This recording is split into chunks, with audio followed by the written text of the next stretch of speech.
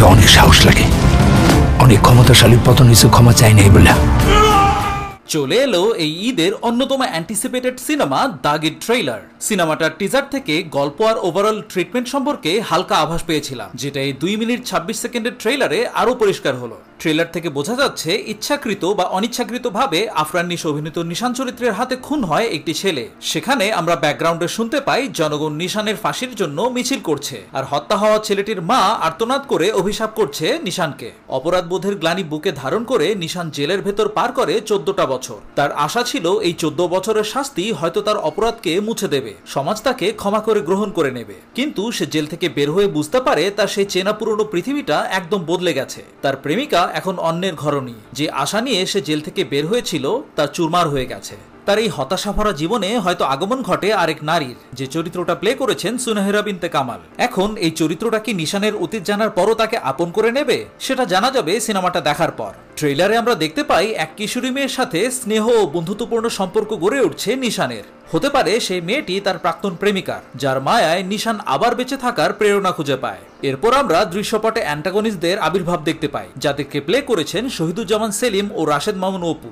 সম্ভবত তাদের সাথে নিশানের কানেকশনটা হয়েছিল নিশান জেলে থাকাকালীন অবস্থায়। তারা নিশানের নতুন করে গড়া জীবনের স্বপ্নকে নরকে পরিণত করে। ট্রেলার থেকে একটা ব্যাপার একদম পরিষ্কার, এই সিনেমাটার ট্রিটমেন্ট বরবাদ কিংবা জঙ্গলির মতো মাসি কমার্শিয়াল অ্যাকশন সিনেমার মতো একেবারেই নয়। দাগি হতে চলেছে পুরোপুরি ক্যারেক্টার ড্রিভেন একটা ড্রামা, যেখানে রিডেমশনের গল্প থাকবে, ইন্টেন্স ড্রামা থাকবে, আর থাকবে মুগ্ধ করার মতো কিছু পারফরমেন্স। সুরঙ্গ সিনেমায় দেওয়া সেই স্মরণীয় পারফরমেন্সকে যিনি অনায়াসেই ছাপিয়ে যাবেন দাগিতে, সেটা ট্রেলার থেকে খুব সহজেই অনুমেয়। প্রেম, হতাশা, আত্মগ্লানি, স্নেহ, আক্রোশ, প্রতিটা ইমোশনে নিশোর যে অপূর্ব অভিব্যক্তি, তা থেকে চোখ সরানো যাচ্ছে না।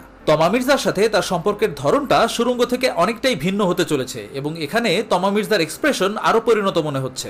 ট্রেলার থেকে আরেকটা ব্যাপার বোঝা গেল যে সিনেমার অ্যান্টাগনিস্টের অ্যাঙ্গেলটা অনেক স্ট্রং হতে যাচ্ছে, এবং সিনেমায় শহীদুজ্জামান সেলিমের চরিত্রটা যে একটু ভিন্ন রকম হবে এবং তিনি যে একটা শক্তিশালী পারফরমেন্স ডেলিভার করবেন সেই আভাস পাওয়া যাচ্ছে।